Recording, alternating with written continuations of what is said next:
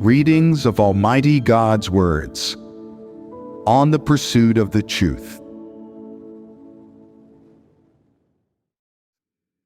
How to pursue the truth. 16. Just now, we fellowshipped about how family often makes a person feel conflicted and discomforted.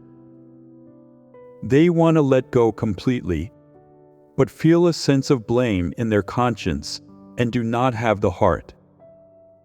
If they don't let go, but rather wholeheartedly invest in their family and integrate with them, they often feel at a loss on what to do, since some of their views are at odds with their family. So, people feel that it is particularly difficult to deal with their family. They cannot reach total compatibility with them, but they also cannot completely cut them out. Today, then, let us fellowship on how a person should handle their relationship with their family. This topic involves some burdens that come from their family, which is the third topic in the content of letting go of family. Letting go of the burdens that come from one's family. This is an important topic. What are some of the things you are able to understand related to burdens coming from the family? Are they concerned with one's responsibilities, obligations, filial piety, and so on? Burdens coming from family involve the responsibilities, obligations, and filial piety that a person should fulfill for their family. On one hand, these are the responsibilities and obligations that a person should fulfill, but on the other hand, in certain circumstances and with certain individuals, they become disturbances in a person's life, and these disturbances are what we call burdens. When it comes to burdens from the family, we can discuss it from two aspects. One aspect is parental expectations. Every parent or elder has varying expectations, large and small, for their children. They hope their children will study hard, act well behaved, excel in school, and be straight-A students, and not slack off. They want their children to be respected by teachers and classmates, and for their grades to regularly be above 80. If the child scores a 60, they will be beaten. And if they score below 60, they must face the wall and think about their mistakes, or are made to stand still as punishment.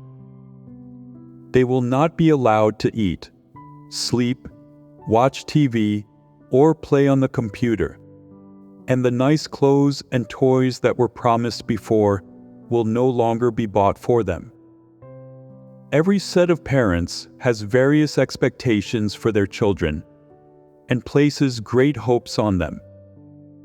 They hope their children will be successful in life, make rapid advances in their careers, and bring honor and glory to their ancestors and family.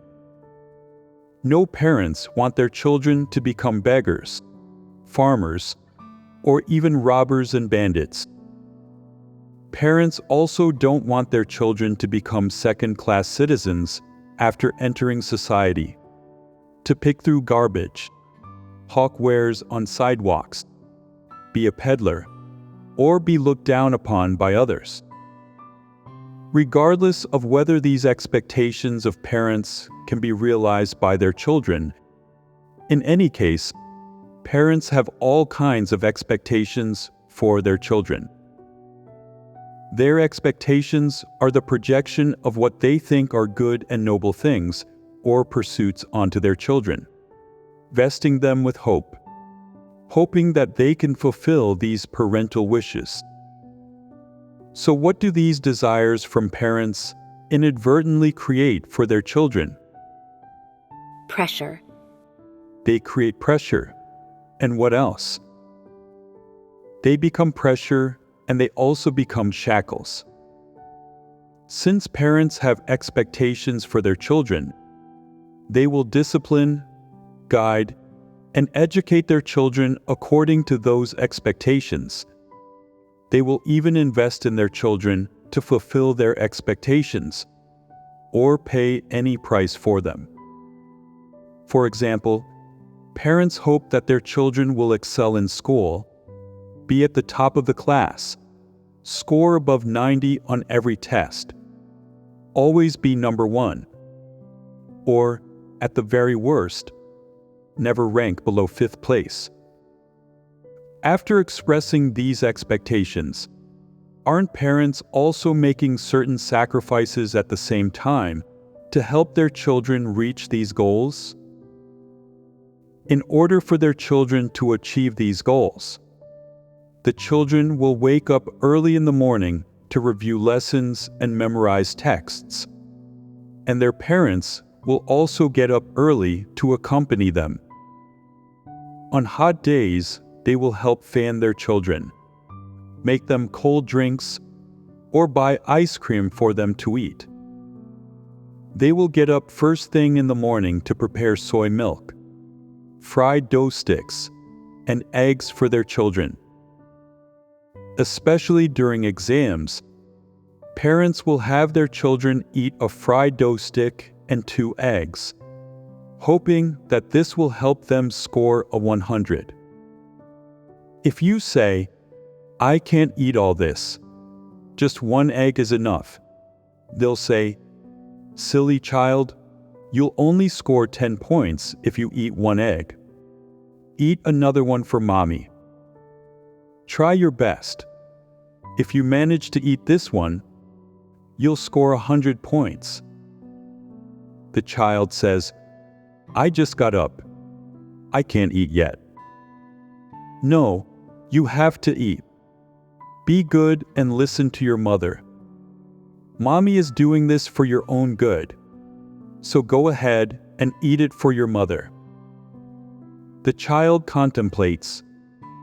Mom cares so much.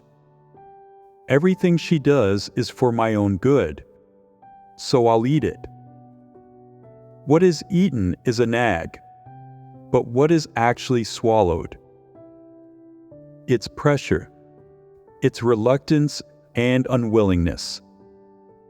The eating is good, and their mother's expectations are high, and from the standpoint of humanity and conscience, one should accept them.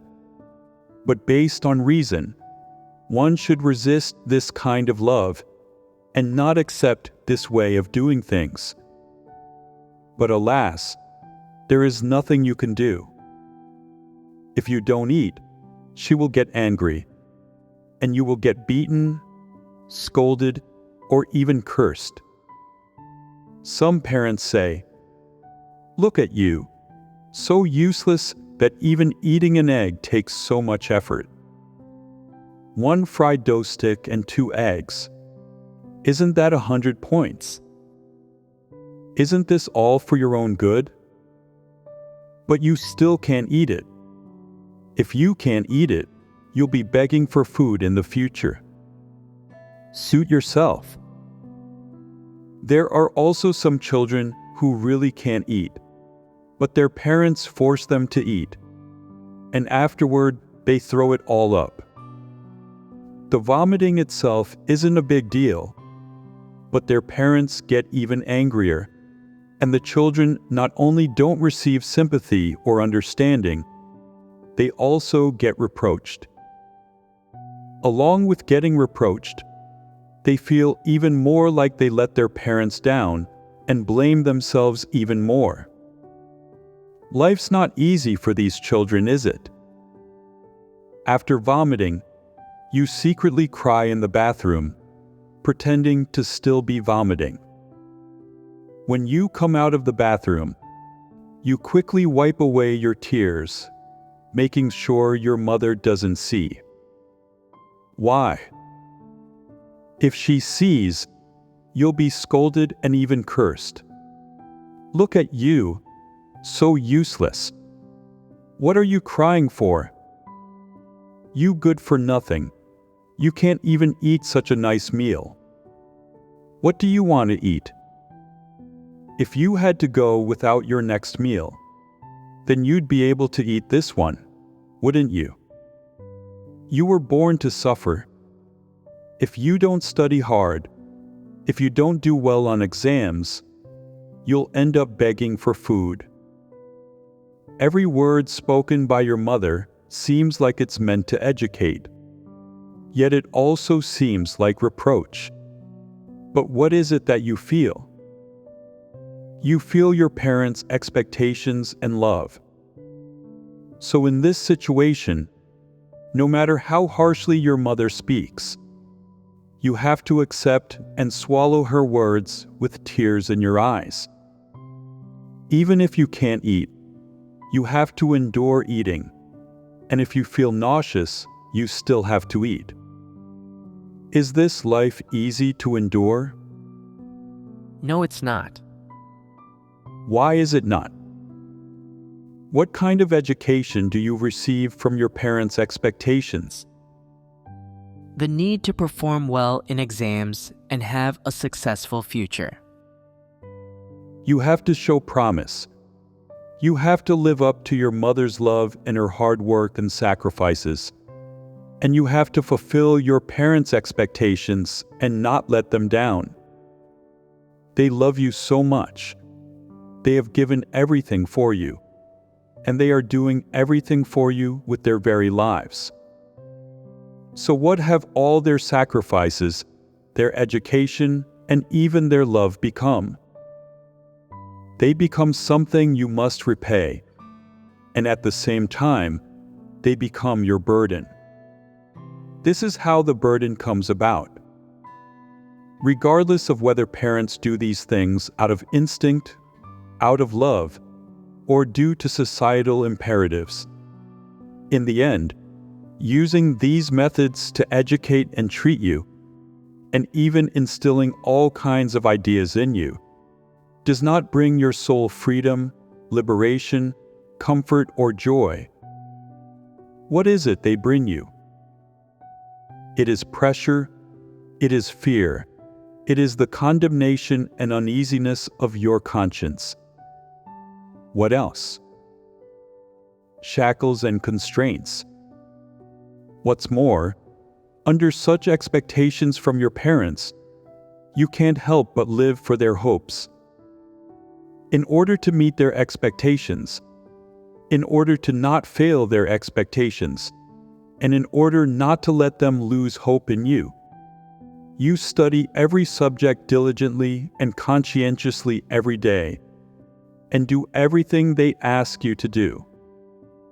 They don't let you watch TV, so you obediently resist watching it, even though you really want to. Why are you able to resist? For fear of disappointing my parents. You're afraid that if you don't listen to your parents, your academic performance will really decline, and you won't be able to get into a prestigious university. You are uncertain about your own future. It's as if without the control, reproach, and suppression from your parents, you don't know what lies ahead on your path. You dare not break free from their constraints, and you dare not break free from their shackles. You can only let them lay down all kinds of rules for you. Let them manipulate you, and you dare not defy them. In one sense, you have no certainty about your future. In another, out of conscience and humanity, you are unwilling to defy them, and you are unwilling to hurt them. As their child, you feel that you should listen to them, because everything they do is for your own good, for your future and for your prospects. So when they set all kinds of rules for you, you just silently obey them. Even if 100 times over you're unwilling in your heart, you still can't help but take orders from them. They don't allow you to watch TV or read recreational books, so you don't watch or read them. They don't let you make friends with this or that classmate, so you don't befriend them. They tell you what time to get up, so you get up at that time. They tell you what time to rest, so you rest at that time. They tell you how long to study, so you study for that long. They tell you how many books to read, how many extracurricular skills you should learn, and as long as they provide the financial means for you to learn, you let them dictate and control you. In particular, some parents place some special expectations on their children, hoping that their children can surpass them, even more hoping that their children can fulfill a wish that they were unable to complete. For example, some parents may have wanted to become dancers themselves, but due to various reasons, such as the era they grew up in or family circumstances, they were unable to fulfill that wish in the end. So they project that wish onto you. On top of already requiring you to be among the best in your studies and get into a prestigious university, they also enroll you in dance classes. They make you learn various dance styles outside of school, learn more in dance class, practice more at home, and be the absolute best in your class. In the end, not only do they demand that you get admitted to a prestigious university, but they also demand that you become a dancer. Your choices are either to become a dancer or go to a prestigious university, followed by going to graduate school and then getting a PhD. You only have these two paths to choose from.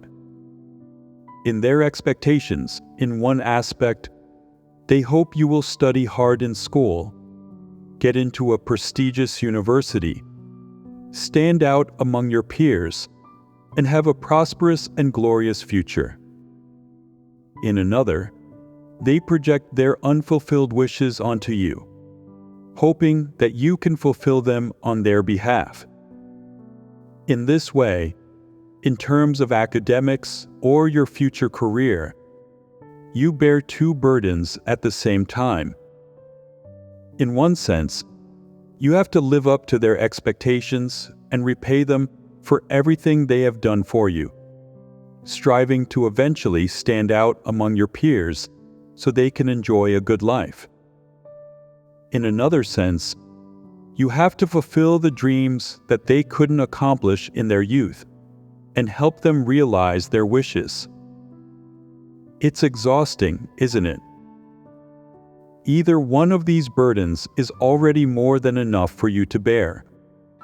Either one would weigh on you and have you gasping for air.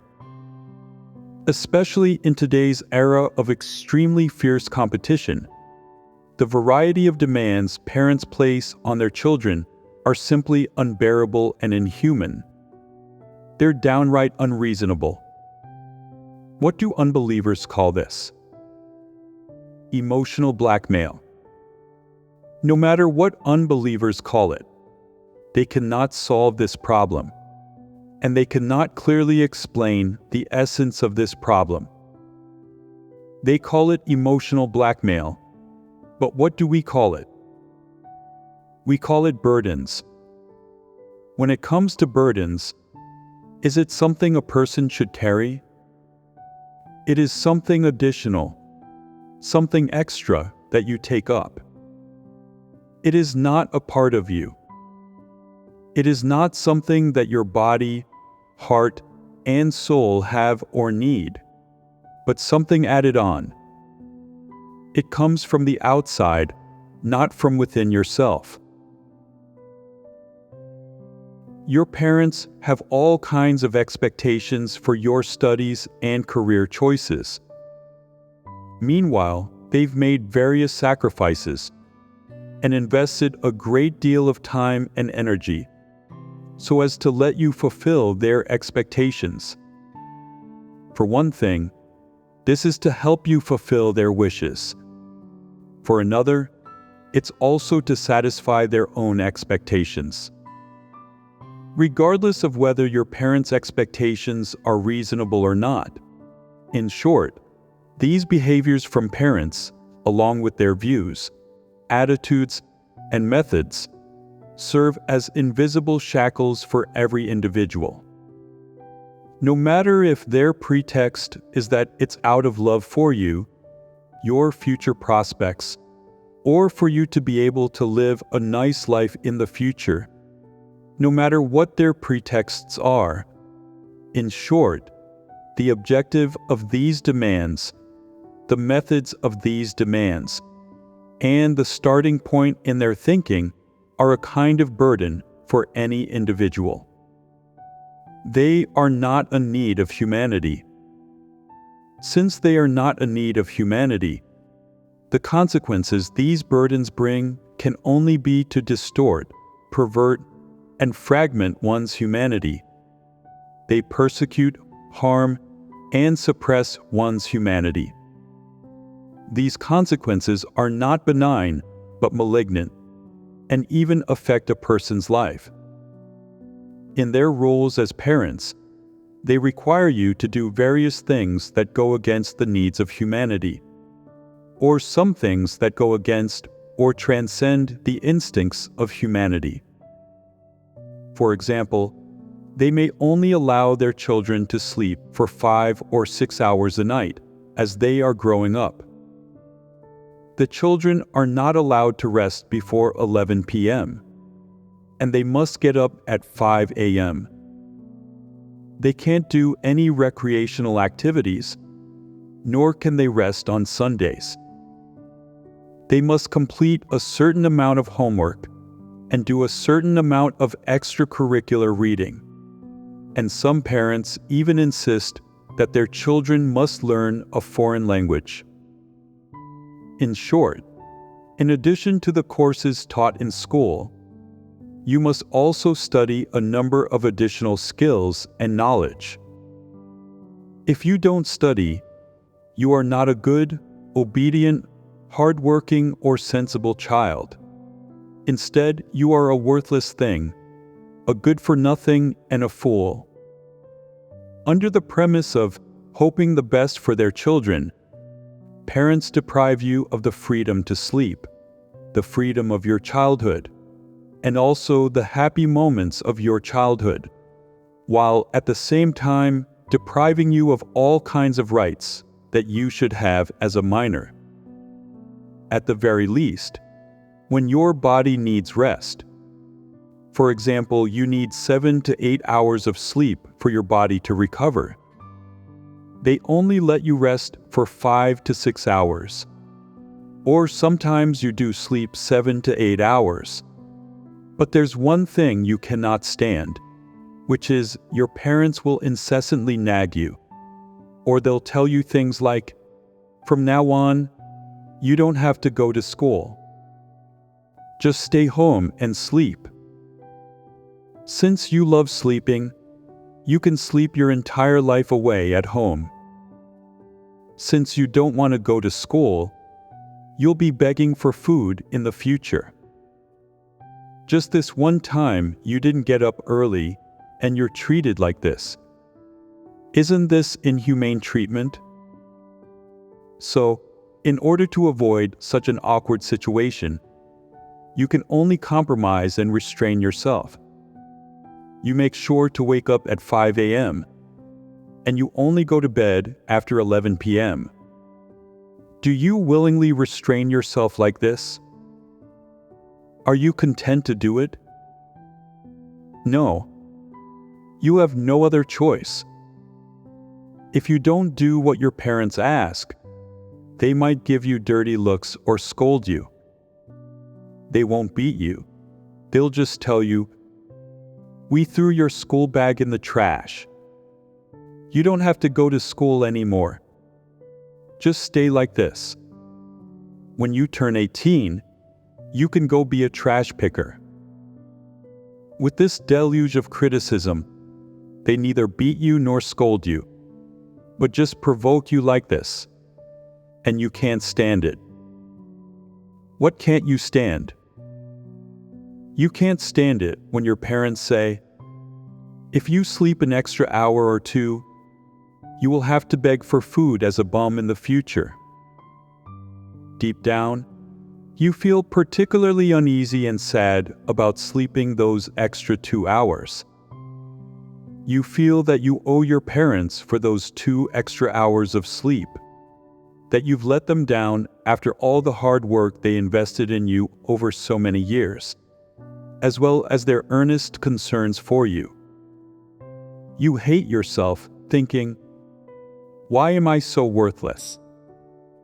What can I do with those 2 extra hours of sleep? Will it improve my grades or help me get into a prestigious university? How can I be so unmindful? When the alarm rings, I should just get up. Why did I snooze for a while longer?" You think it over. "I really am tired. I truly need to rest." Then you ponder some more. "I can't think like this.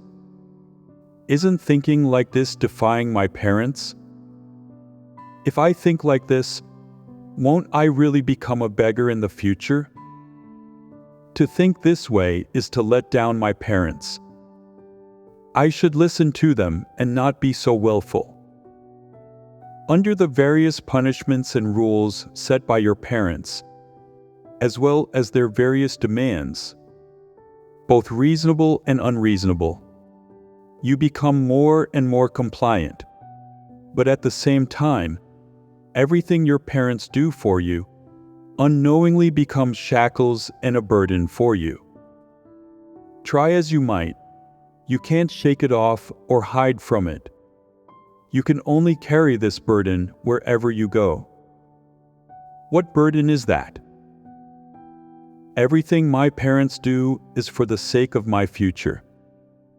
I'm young and ignorant, so I must listen to my parents.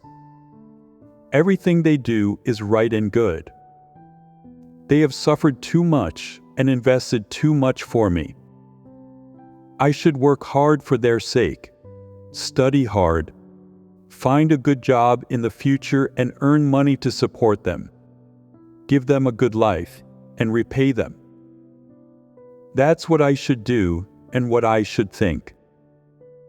However, when you think about the ways your parents treated you, when you remember the difficult years you experienced, the happy childhood you lost, and especially the emotional blackmail by your parents, deep down, you still feel that everything they did was not for the needs of your humanity, nor for the needs of your soul.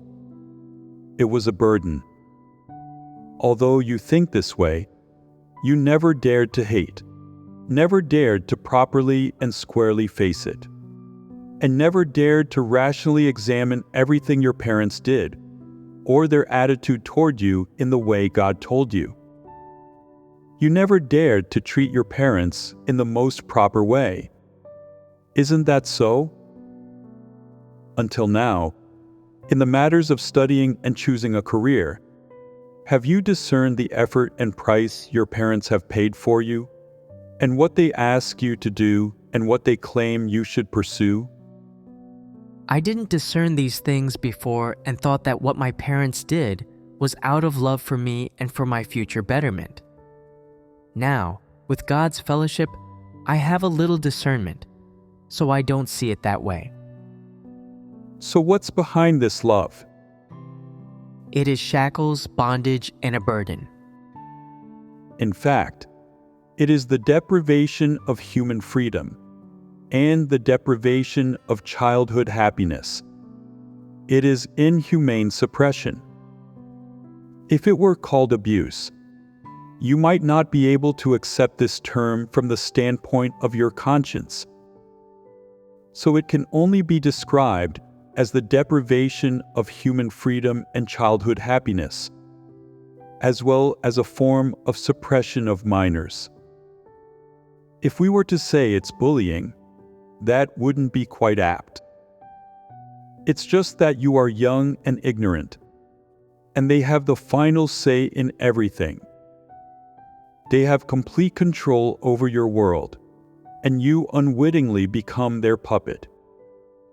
They tell you what to do, so you do it. If they want you to study dance, you need to study it. If you say, "I don't like studying dance, I don't enjoy it, I can't keep up with the rhythm, and I have bad balance," they will say, "Too bad. You have to study it because I like it.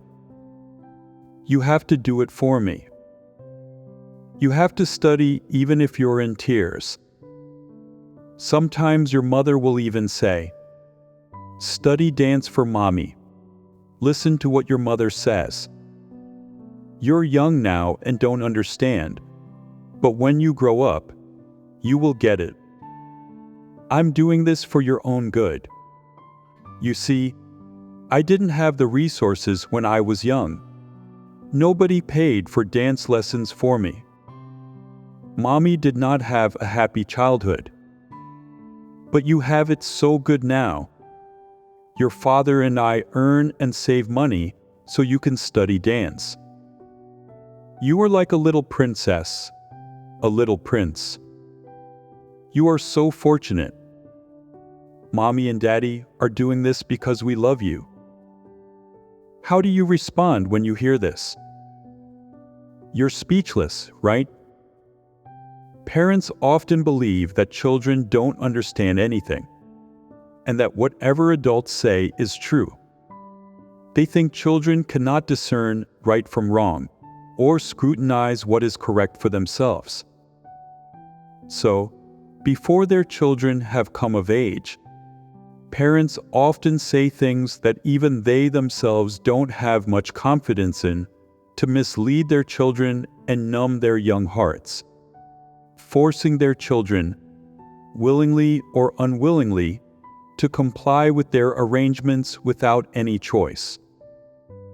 Many more parents, when it comes to education, instilling ideas, and some things they demand their children do, often justify themselves, saying whatever they want. Moreover, basically 99.9% of parents do not use correct and positive methods to guide their children on how to do and understand everything. Instead, they forcefully instill their own one-sided preferences and things they think are good in their children and force them to accept it. Of course, 99.9% of the things that children accept not only do not align with the truth, but they are also not the thoughts and views that people ought to have. At the same time, they also do not align with the humanity needs for children at this age. For example, some 5 or 6-year-old children play with dolls, skip rope, or watch cartoons. Isn't this normal? What are the parents' only responsibilities in this situation? To supervise, regulate, provide positive guidance, help their children to not accept negative things during this period, and let them accept positive things that should be accepted by this age group. For instance, at this age, they should learn to get along with other children, love their family, and love their mother and father. Parents should educate them better, letting them understand that man comes from God, that they should be good children, and learn to listen to God's words, and to pray when they are troubled or reluctant to obey, and other such positive aspects of education. The rest is about satisfying their childish interests. For example, children should not be blamed for wanting to watch cartoons and play with dolls.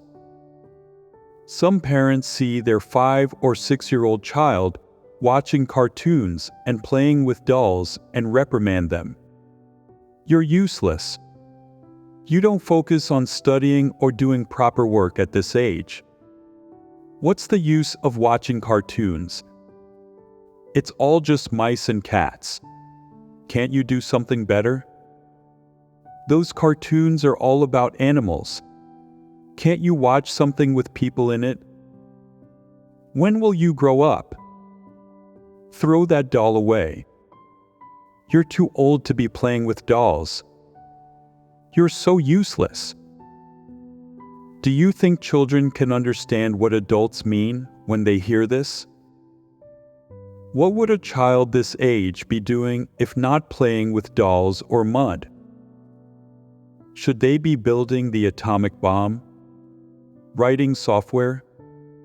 Are they capable of that? At this age, they should be playing with such things as blocks, toy cars, and dolls. That's normal. When they are tired from playing, they should rest and be healthy and happy.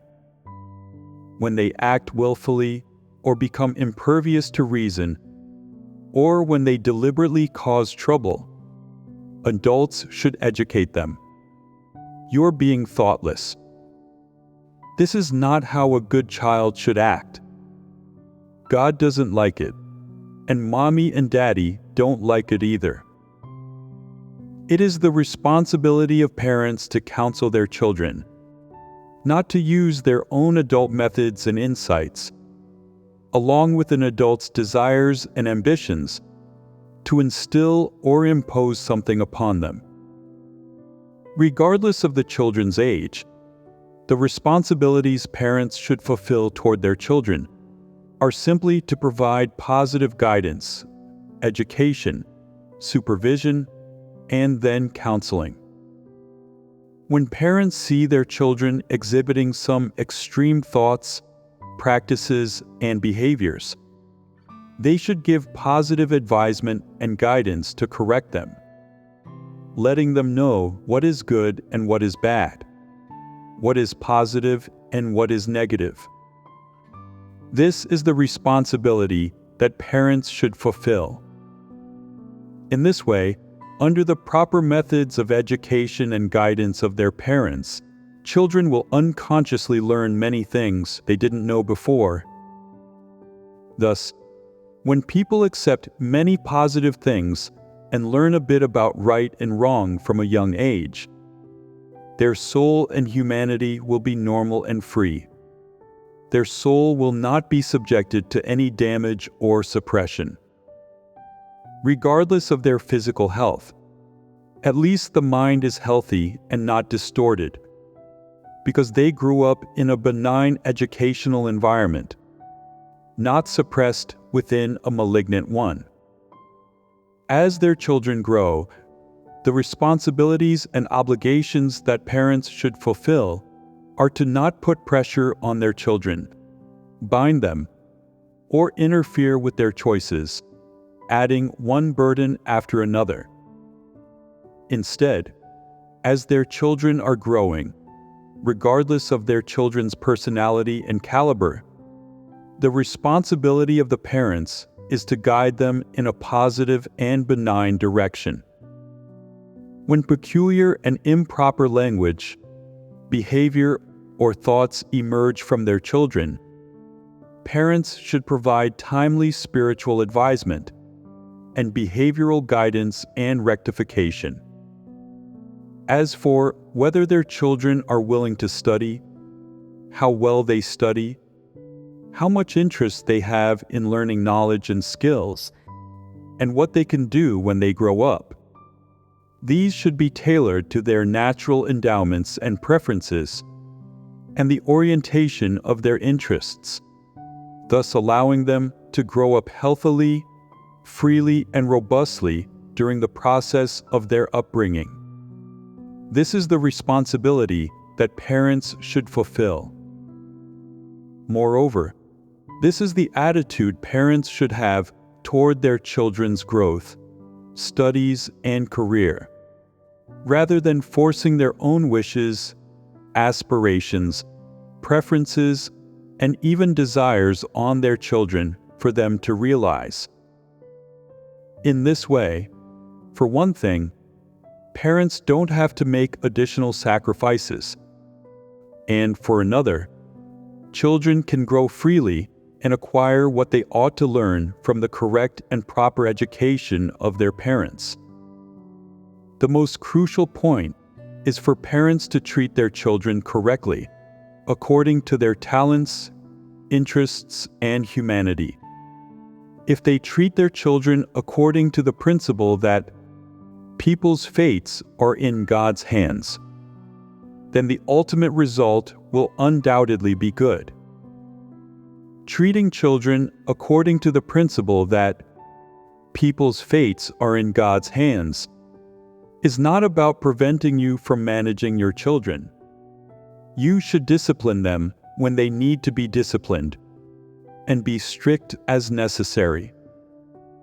Whether strict or lenient, the principle of treating children is, as we just said, allowing them to follow their natural course, giving some positive guidance and help, and then, according to the children's actual circumstances, giving some assistance and support in terms of skills, knowledge, or resources to the best of your ability.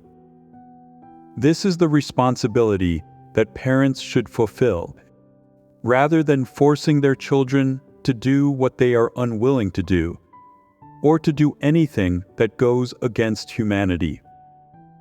In short, expectations for children should not be based on current social competition and needs, societal trends or claims, or various ideas about how people treat their children in society. They should above all else be based on God's words and the principle that everything is in God's hands. This is what people should do the most. As for what kind of people one's children will become in the future, what kind of job they will choose, and what their material life will be like, in whose hands are these things? They are in God's hands, not in the hands of parents, nor anyone else. If parents cannot control their own fate, can they control the fate of their children? If people cannot control their own fate, can their parents control it? So, as parents, people should not do foolish things when it comes to dealing with their children's studies and careers. They should treat their children in a sensible way, not turning their own expectations into burdens for their children, not turning their own sacrifices, costs, and hardships into burdens for their children, and not turning the family into a purgatory for their children. This is a fact that parents should understand. Some of you may ask, what kind of relationship should children have with their parents then? Should they treat them as friends, colleagues, or maintain an elder-junior relationship? You can handle it as you see fit. Let the children choose what they like and do what you think is best. These are all trivial matters. How should children handle their parents' expectations? If you encountered parents who emotionally blackmail their children, if you encountered such unreasonable and demonic parents, what would you do? I would stop listening to their teachings. I would view things according to the Word of God. In one respect, you must perceive that their education methods, in terms of principles, are wrong, and the way they treat you is harmful to your humanity, and also deprives you of your human rights. In another, you yourself should believe that people's fates are in God's hands. What you like to study, what you excel at, or what your human caliber is capable of achieving, these are all predestined by God, and no one can change them. Although your parents gave birth to you, they cannot change any of these things either. Therefore, no matter what your parents demand you to do, if it's something you are unable to do, cannot achieve, or do not want to do, you can refuse. You can also reason with them, and then make up for it in other aspects, assuaging their worries about you. You say, "Relax. People's fates are in God's hands. I will absolutely not walk the wrong path. I will definitely walk the right path. With God's guidance, I will surely be a genuine person, a good person. I will not disappoint your expectations for me, nor will I forget your kindness in raising me." How would parents react after hearing these words? If the parents are unbelievers or belong to devils, they will become furious. Because when you say, "I will not forget your kindness in raising me, and I will not disappoint you," they are just empty words. Have you accomplished this? Did you do what they asked? Are you able to stand out among your peers? Can you become a high-ranking official or make a fortune so that they can live a good life? Can you help them gain tangible benefits? It's unknown. These are all uncertainties. Regardless of whether they are angry, happy, or silently endure, what attitude should you have? People come into this world to fulfill the mission that God has entrusted to them. People should not live in order to satisfy their parents' expectations, to make them happy, to bring glory to them, or to let them have a prestigious life in front of others. This is not your responsibility. They raised you. No matter what it cost, they did so willingly. It was their responsibility and their obligation to raise you. As for how many expectations they placed on you, how much they suffered due to these expectations, how much money they spent, how many people rejected and looked down on them, and how much they sacrificed, it was all voluntary. You didn't ask for it. You didn't make them do it, and neither did God. They had their own motives for doing this. From their point of view, they only did it for themselves. On the outside, it was for you to have a good life and good prospects. But in fact, it was to bring glory to them and not to disgrace them. Therefore, you are not obligated to repay them, nor are you obligated to fulfill their wishes and expectations of you. Why do you not have this obligation? Because this is not what God has you do. It is not an obligation He has given you. Your responsibility to them is to do what children should do when they need you, doing your best to fulfill your responsibilities as a child. Even though they are the ones who gave birth to you and raised you, your responsibilities toward them are only to do laundry, cook, and clean when they need you to wait on them, and to accompany them at their bedside when they are sick. That's all. You are not obligated to act upon whatever they say, and you are not obligated to be their slave. Furthermore, you are not obligated to undertake their unfulfilled wishes, right?